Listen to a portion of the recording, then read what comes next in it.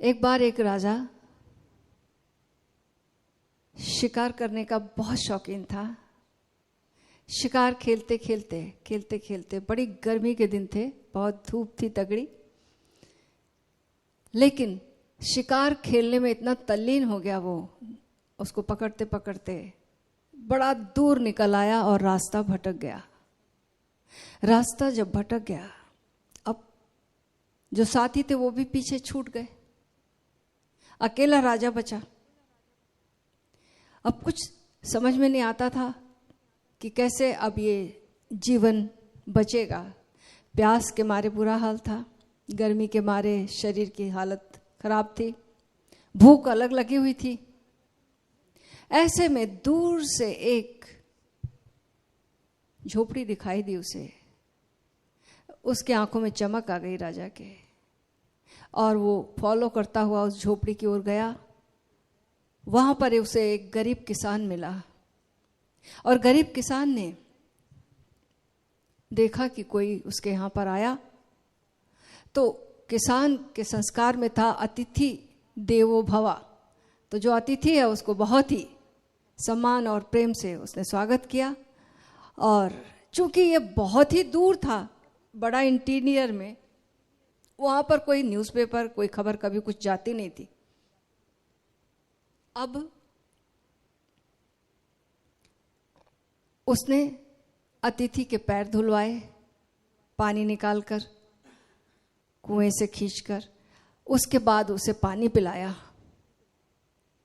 पहली बार राजा ने जब ऐसा पानी पिया, डायरेक्ट निकला हुआ पानी, और प्यास में जब पानी पिया, तो उसकी अनुभूति ही कुछ और थी।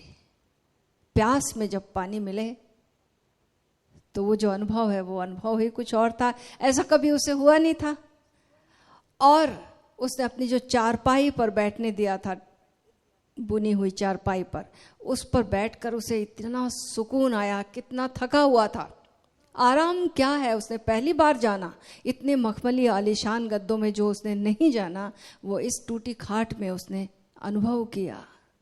उसके बाद किसान ने अपनी सूखी रोटियां निकाली और अचार के साथ, प्याज के साथ उसको दी खाने। राजा ने जो सूखा निवाला, पहली बार सूखी रोटी उसने खाई होगी, लेकिन वो सूखी रोटी 50 व्यंजनों से ज्यादा उसे सुखदाई और स्वादिष्ट लगी। इतनी तृप्ति दी उस रोटी के टुकड़े ने उसे, वो तो अन्नम ब्रह्मम का अनुभव हो गया उसे। बहुत ही अभिभूत हो गया राजा।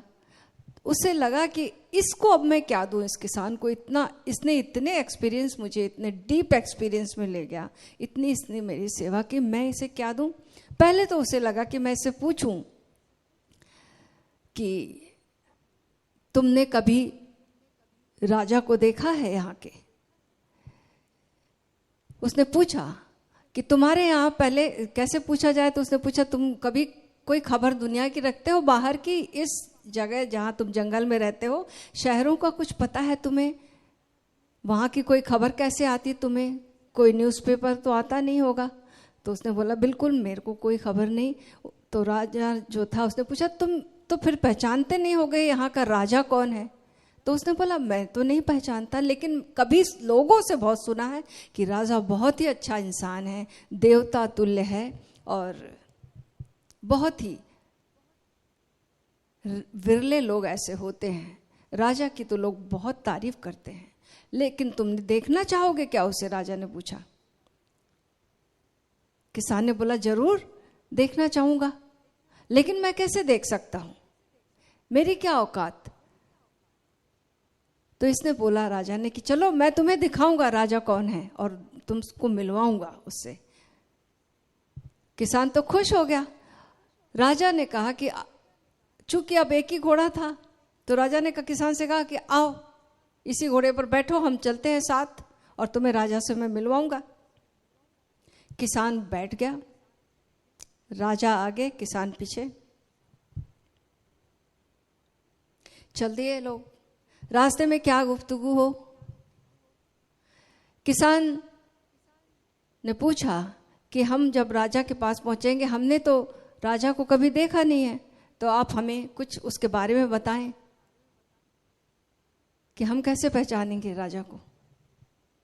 तो राजा ने बोला कि जब हम राज दरबार तक पहुंच जाएंगे ना, जो गेट होगा वहां पर तुम्हें कुछ भीड़ वगैरह दिखाई देगी, बहुत सारे लोग दिखाई देंगे जिसके आसपास, और लोग झुक झुक कर सलाम करेंगे और गाने गाए जाएंगे, आतिशबाजियां छूटेंगी, स्वागत होगा जिस व्यक्ति का, जो व्यक्ति होगा जिसका स्वागत होगा वही राजा है, तुम समझ जाना, जिसके आसपास लोग बार बार नमन करें।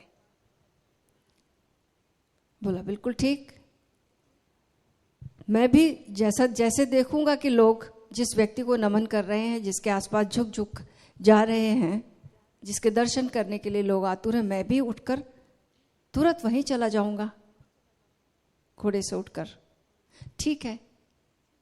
जब ये लोग राज दरबार के गेट पर पहुंचे तो राजा को लेने बहुत सारे लोग आए थे, बहुत आतिशबाजियां छूट रही थी, बहुत गीत गाए जा रहे थे, ढोल नगाड़े बज रहे थे और लोग झुक झुक कर सलाम कर रहे थे।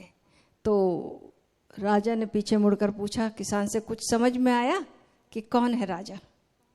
तो किसान ने बोला, जी समझ में आया, मैं ही राजा हूं, इतने सारे लोग सलाम कर रहे हैं, आपने जैसा बताया ये सारे लोग आए हैं।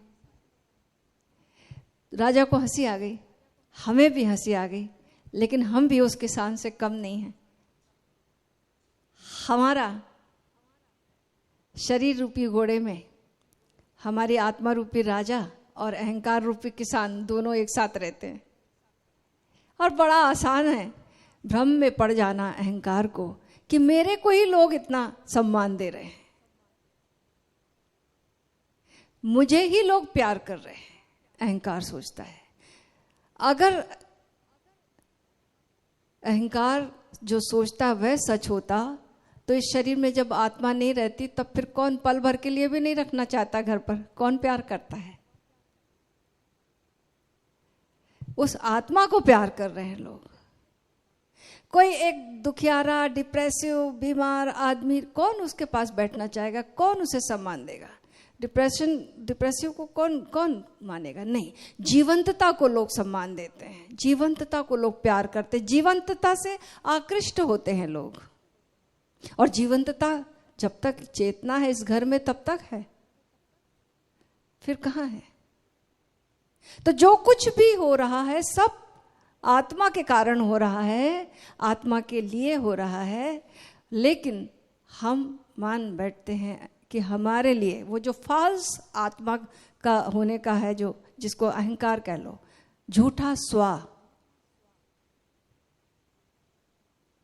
बड़ा भ्रम है, दोनों को डिस्क्रिमिनेट करने में बड़ा भ्रम है। तो ये जो डिस्क्रिमिनेट करना है यही साधना है कि क्या अहंकार है और क्या हमारा होना है, क्या हमारा रियलिटी, हमारा वास्तविक रूप क्या है और ये अहंकार क्या है। इसको निरंतर इसके प्रति जागे रहना, यही तो साधना है। इसकी खोज कर देखो, जब साधना करने जाते हैं तो अगर जैन के पास जाते हैं, जैन मॉनेस्ट्री में जाते हैं, तो जैन गुरु कहते हैं find out your original face, अपना असली मौलिक चेहरा पहचानो, जो जन्म के पहले था और जो मृत्यु के बाद भी रहेगा, उसको पहचानो। लाओ त्सु कहेगा अपने स्व को पहचानो। सभी साधना एक ही है कि कैसे उस आत्मा की पहचान हो जाए, कैसे जो हम हैं उसकी पहचान हो जाए। और वही बेचैनी है, वही एंग्विश है, पूरे जीवन में सब कुछ मिल जाए, सारी सुरक्षाएं हो जाए, सब कुछ हो जाए, पर फिर भी वो चिंता जो है, वो जो बेचैनी है, वो जो खालीपन है, वो मिटता ही नहीं है, उसको ही एंग्विश कहते हैं। और वो जो एंग्विश है, वो जो एक चिंता है, वो अपने को ना जानने की, अपने से नहीं है पहचान, वो हमेशा रहेगी। तो खुद से कैसे पहचान हो जाए, खुद से कैसे तादाद में हो जाए जो हमारा स्वरूप है उससे। तो इसके लिए हमेशा जागरूक रहना पड़ेगा, कहाँ अहंकार और कहाँ आत्मा, कहाँ मैं हूं और कहाँ ये अहंकार है। आत्मा एकांत में प्रकट होती है, अहंकार बोलेगा कि सब मुझे जाने, सबके सामने प्रकट होगा, और अहंकार आत्मा एकांत में प्रकट होगी। याद रखना, जब भी तुम्हें एकांत में अच्छा लगेगा, अपने होने में जब फैलने लगोगे, तब समझना मैं अपने आत्मा में प्रवेश कर रहा हूं। और जब दूसरों के सामने फैलने लगोगे तो सोचना कि अहंकार में ये आ गया अहंकार। बस ये सब डिस्क्रिमिनेशन आना चाहिए, इसी को कहते जागरूकता, है ना। अहंकार कहेगा दूसरा मुझे जाने, दूसरे मुझे जाने। आत्मा कहेगी कि मैं मुझे जानूं, स्वयं के ज्ञान की, आत्मा स्वयं को पाने की, अपने रिकॉग्निशन की। अहंकार दूसरों के माध्यम से खुद को जानता, आत्मा स्वयं के माध्यम से स्वयं को जानती है। तो ये जो डिस्क्रिमिनेशन है, एक कविता है, उसमें बहुत अच्छा समझ में आएगा। आत्मा एवं अहंकार में, दोनों में अंतर है अनोखा। आत्मा सत्य है, चैतन्य है, अहंकार है झूठा धोखा। आत्मा प्रकट होती जब हम अकेले में ध्यान लगाते, अहंकार दिखता है जब हम भीड़ में खुद को जताते। आत्मा करना चाहती स्वयं को जानने की यात्रा, आत्मा करना चाहती स्वयं को जानने की यात्रा, अहंकार चाहता है दूसरे करें उसकी प्रशंसा चर्चा। अहंकार निर्भर है दूसरों की राय व अभिमान पर, आत्मा टिकी है केवल अपनी अनुभूति ज्ञान पर। आत्मा में नहीं मैं का भाव, आत्मा में नहीं मैं भाव, यह अस्तित्व की व्यापकता है। अहंकार मैं हूं कि क्षुद्र भावना से ग्रस्त संकीर्णता है। आत्मा का ज्ञान है अनंतता, जागरूकता का अनुभव। यह सर्वत्र है, किसी सीमा में समाहित होना असंभव। अहंकार है झूठा स्व, बस अज्ञानता का प्रतीक है, मात्र दिखावटी मुखौटा, असल में नहीं जीवित है। आत्मा की मौजूदगी को ईश्वर प्रभु अस्तित्व कहें। अहंकार के अंधकार में खुद ना खुद को जान सकें। आत्मा का अनुभव घटते ही अहंकार छूट जाता है। प्रत्यक्ष ज्ञान से सूर्योदय पर अंधकार टूट जाता है। आत्मा को प्राप्त करने हेतु अपना अभिमान छोड़ो। बेखुदी से मुक्त होकर सच्चे खुदा से प्रीति जोड़ो। आत्मा और अहंकार में जमीन आसमां का है अंतर। एक है सच्चिदानंद, दूसरा दुख में भटकाता हर पल। एक का स्वभाव है सच्चिदानंद और दूसरा जो भी मिलता है सुख, उसके बाद दुख ही दुख, क्षणिक सुख और दुख ही दुख। अहंकार दुख की यात्रा है और आत्मा की यात्रा परमात्मा की यात्रा है, आनंद की यात्रा है।